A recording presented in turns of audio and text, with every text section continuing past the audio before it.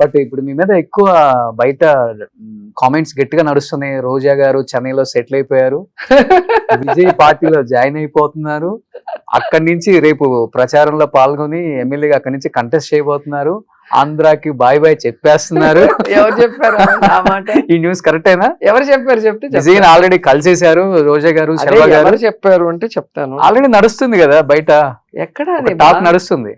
ఇది ఎవరైతే నా దాటికి తట్టుకోలేక పొలిటికల్ గా ఈవెన్ ఓడిచ్చేసాం, ఇంకా మాకు ప్రాబ్లం లేదు, ప్రశాంతంగా ఉందాం అసెంబ్లీలో అనుకున్న వాళ్ళకి బయట నుంచి కూడా వినిపిస్తూ ఉంటే తట్టుకోలేక ఇలాంటి మాటలు చెప్పడం అనేది మీరు గమనించాల్సిన విషయం. ఆలోచన లేదు అసలు, అస్సలు లేదు. ఎందుకు వదిలేసి వెళ్తాను? నేను పుట్టి పెరిగిన ఊరు ఇది. అది నన్ను ఎప్పుడో అడిగారు జయలలిత గారు, నన్ను నువ్వు ఇక్కడ కంటెస్ట్ చెయ్యి అని చెప్పి అడిగితే కూడా నాకు అది ఒక పిచ్చి. నేను పుట్టి పెరిగిన ఆంధ్రప్రదేశ్కి, నేను పుట్టి పెరిగిన నా జిల్లాకి, వేరే జిల్లాల వాళ్ళు కూడా అడిగారు, నువ్వు సూట్ కేసు తీసుకొచ్చి నామినేషన్ వేస్తే చాలు, డబ్బులు కూడా మేమే ఖర్చు పెట్టుకొని మేము ఎలక్షన్ చేసి గెలిపిస్తామని ఎన్నో మంది అడిగారు. అదేంటో ఒక్కొక్కరికి ఒక పిచ్చి అంటారు. నాకు అలాగా మన ప్రాంతం, మన మట్టి, మనం పుట్టిన వాళ్ళకి మనం ఎవరికి చేస్తున్నాము, మనకి ఇన్ని రోజులు ఈ స్థాయికి రావడానికి సహాయం చేసిన వాళ్ళందరికీ అండగా ఉండాలి అన్న ఒక ఆలోచనతోనే.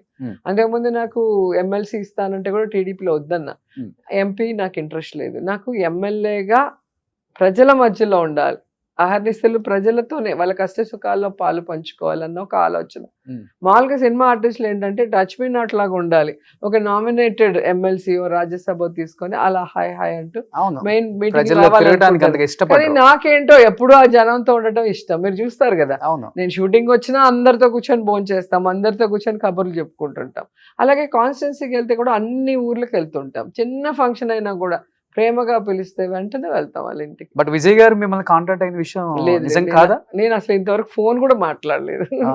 మీ వారు మాట్లాడారు కదా? లేదు లేదు. వాళ్ళు ఇది ఏమంటారు, south India Pepsi president Selvamani గారు 27 క్రాఫ్ట్స్ కి. సో వాళ్ళ పిక్చర్ ఓపెనింగ్ కి వాళ్ళ పిక్చర్ సెట్ వేస్తారు కదా, సో ఈయనతోనే మాట్లాడి చేస్తారు అందరూ కూడా, ఏ ప్రొడ్యూసర్ అయినా కూడా అట్లా కలుస్తారు. అండ్ విజయ్ వాళ్ళ నాన్న నా ఫ్యాన్. నేను ఒకే ఒక సాంగ్ విజయ్ తో చేశాను వాళ్ళ సొంత సినిమా, చంద్రశేఖర్ గారు. ఆయనకి బాగా ఇష్టం, ఒక్క సాంగ్ చేయమ్మా బాబుతో అంటే అప్పుడే అప్కమింగ్ విజయ్ ఒక్క సాంగ్ చేశాను. ఓకే, అనిపిస్తుందా ఆయన ఫ్యాన్ ఫాలోయింగ్ చూసి సీఎం అవుతారు నెక్స్ట్ తమిళనాడుకి అని? నా ఇంట్లోనే ఆయన ఫ్యాన్స్ ఉండరు. నా కొడుకు విజయ్ ఫోటో వేసుకొని టీ షర్ట్ వేసుకొని తిరుగుతుంటాడు. అంటే యూత్ లో బాగా క్రేజ్ ఉంది అబ్బాయికి. సీఎం అవుతారా లేదా నాకు తెలియదు. నేను చాలా ఇంటర్వ్యూలు తమిళ వాళ్ళు అడిగితే కూడా అదే చెప్పాను,